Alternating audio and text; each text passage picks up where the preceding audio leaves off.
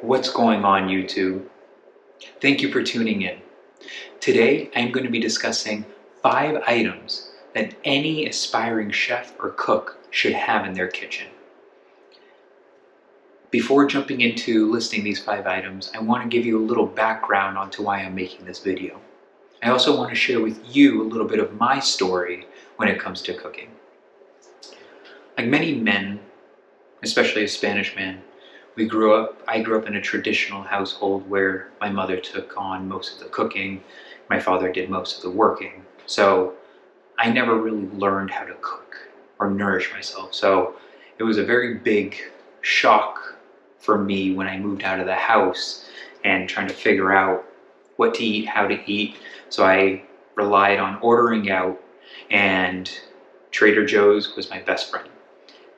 I would get a bunch of pre-made, easy to throw in the oven, easy to make foods, pre-cooked chicken, all of these different foods to make life easy just so I can have something to eat. It wasn't until I met my wife that my palate started expanding, and she introduced me to so many different flavors. I am of a Spanish background, Spanish American, and my wife is of Lebanese.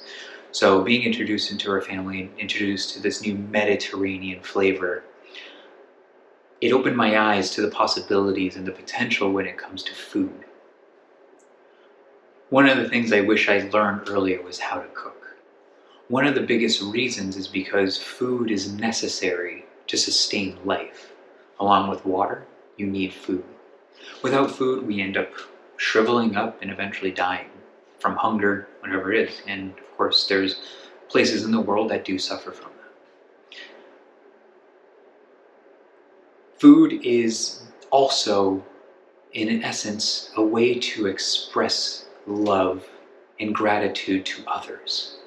When you cook a home-cooked meal for somebody, not only are you saying, I love you, but you're also saying, hey, I put in this time and effort for you. That's how much you mean to me. And for me, that food is one of the best ways to share that expression of you mean something to me.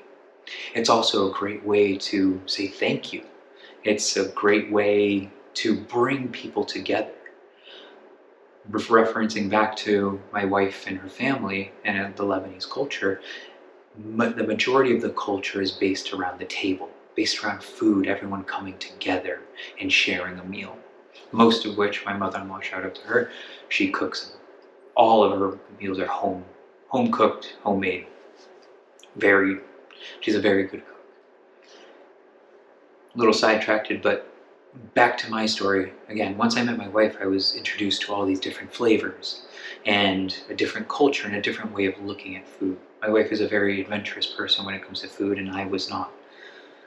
Standard American dishes, pizza, chicken fingers, fries, and standard Puerto Rican dishes, arroz con gandules, y un poquito pollo, and sazon, and that was it. Very standard, very basic upbringing when it came to my flavor palette and what I ate and what I gravitated to. Even today, I still have my guilty pleasures of pizza and chicken fingers and burgers, but now I like to cook them myself. When we moved around, my wife and I, we moved around a lot. And when we moved, we were always fortunate enough to have a lot of places to order out from. But then COVID came. And also COVID plus the financial hit that comes with ordering out a lot, and the health that comes with ordering out a lot. All 3 of these things started playing into our lives. We were gaining weight, spending a lot more money than we really should have, or needed to. And COVID just made it like, wow, I don't want to get food from anywhere because I don't know if somebody has it. So we both embarked on this cooking journey by using meal order programs like HelloFresh, Green Chef, and stuff like that, just to kick off our cooking journey, and specifically my cooking journey. Those are really nice ways of getting into cooking, because they send all the ingredients to you and they send you literally the recipe. All you have to do is follow it and cook to the instructions. And that's what really helped get me into finding the passion for cooking, but also seeing the benefit. When you, the feeling of accomplishment, when you create a meal using standalone ingredients and you're able to combine them into this delicious tasting meal, and it is already an amazing feeling. And then if you can share that meal with somebody and they also feel like this meal is an amazing meal, it just amplifies that feeling of cooking. And what I'm hoping to get out of this video and sharing it with everyone today is I hope I can urge a lot of you that are maybe thinking about getting into cooking, or maybe you have already started your journey. I'm hoping that this video can give you that final push, or maybe just a critique on how you're doing it to continue your cooking journey, to keep moving forward, because like I said, I wish I learned how to cook earlier. And for any of those single people out there, if you can cook a good meal, you're already 10 steps ahead of any of your competition. The ops, as they say. So today I want to share with you some of the essentials that I have in my kitchen. And I'll make another video to get more into nitty-gritty and depth of how we have our kitchen laid out, because it's a cooking kitchen. Another thing I wanted to mention that really helped push me into the realm of wanting to cook more is when we depend on somebody else for a basic necessity in life, we are giving somebody else power over our well-being. What I mean by that is, for many of us that have relied on parents or significant others to cook for us, we are depending on them to sustain our own lives. And it's hard, which makes it difficult, especially for me. I've had up and downs with my weight and my health through the years, and I'll make another video about that sometime in the future. But it took me a long look in the mirror to say, I can't blame my wife for my gaining weight. I can't blame my mom for my gaining weight. I can't blame anybody, because I am relying and depending on them. They're not forcing me to eat, and they are cooking for me, and I am choosing to eat what they are cooking. And I had no desire or ambition to cook for myself until I looked in the mirror and said, I need to make a massive change. And to seize control over your well-being in your life is to seize control over the essentials of maintaining and sustaining life: water and food and exercise. Focusing on the food today, you taking control of your food and your cooking gives you more control over your life and how you live it. There was a really cool video that my wife introduced me to. It was on a TED Talk, and I forget the name of the woman, and I'll try to link it in the description, but it is pretty much the essence of her. In essence, it talked about gender roles and how traditionally women were for cooking, cleaning, and men were for making money and being strong and protection. And I believe it was called We Should All Be Feminists. And she talks about that exact concept that I just described, is when you are giving, everyone should know how to cook. Everyone should have the bare essential skills to sustain their own life. And not just men or women, but both, everybody. And it's a really great video, really inspirational, but focusing on the cooking aspect, she did a great job of outlining that concept and that idea of owning your life, being able to sustain your own life. Finally, now let's dig into the 5 items that I originally talked about in the beginning of this video. These 5 items have changed the game for cooking for me and truly make it a better and funner and overall just a greater experience when you're in the kitchen. The first and foremost is a sharp knife. I love Wusthof. I think it's Gordon Ramsay's knife, and I just love the sleek design of it. But everyone should at least have, this is a 6-inch chef knife. At minimum, you should have a 6-inch to an 8-inch chef knife, at least one.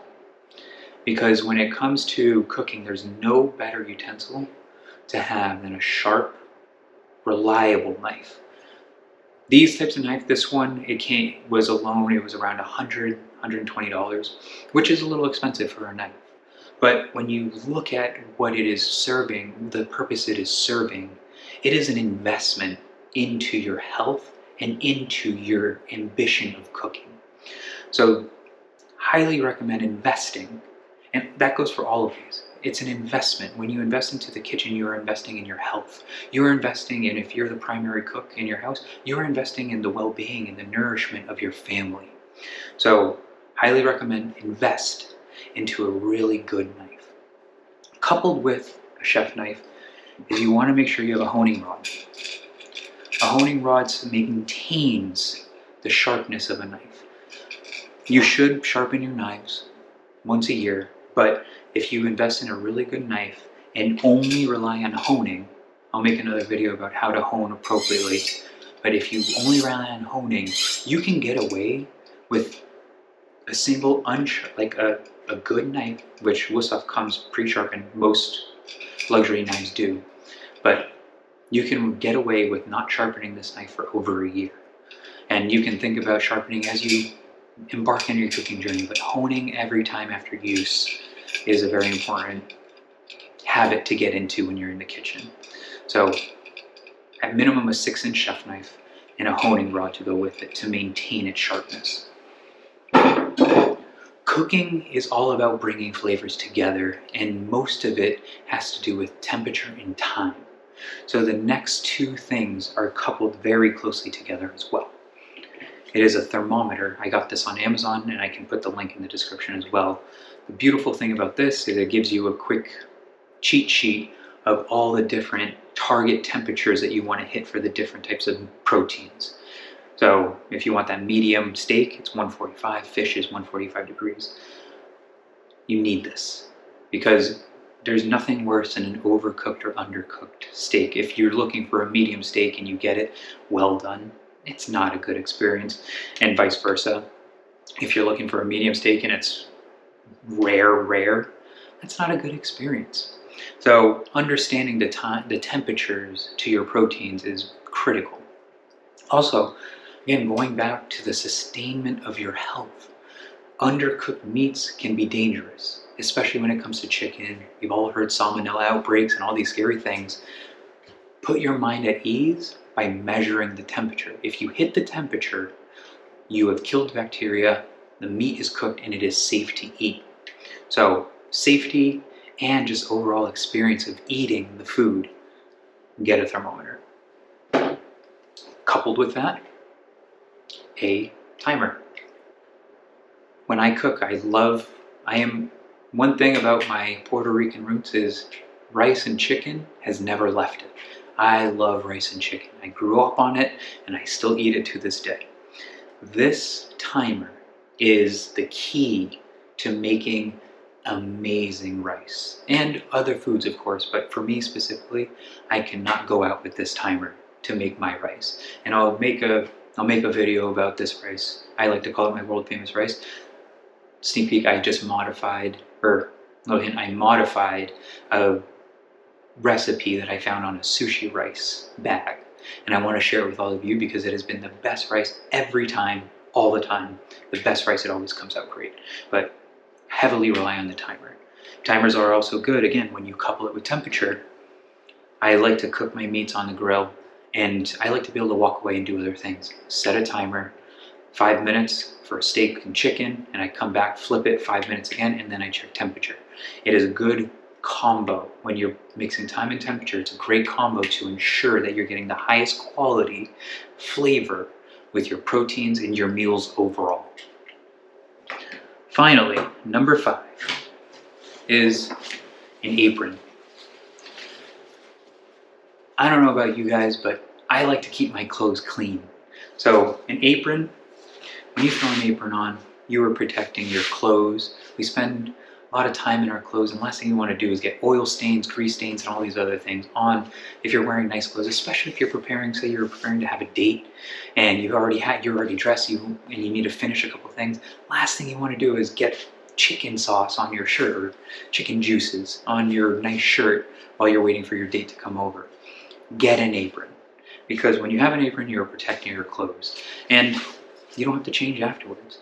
Another thing that I like about the apron is When it comes to doing an activity in life, nothing attracts that skill and that desire to do well in that activity than dressing for that activity. If you're in the kitchen and you wear an apron, you are putting yourself and your mind into the state of cooking and putting yourself in that chef state. When you're in the gym, you put your gym clothes on to get you in the mindset of working out. This is no different. This is your uniform for being in the kitchen. And again, it serves another purpose. It keeps your clothes clean. So these 5, just again to reiterate, a chef knife, minimum 6 inches, coupled with its honing rod to make sure that you sustain that sharpness for a long period of time.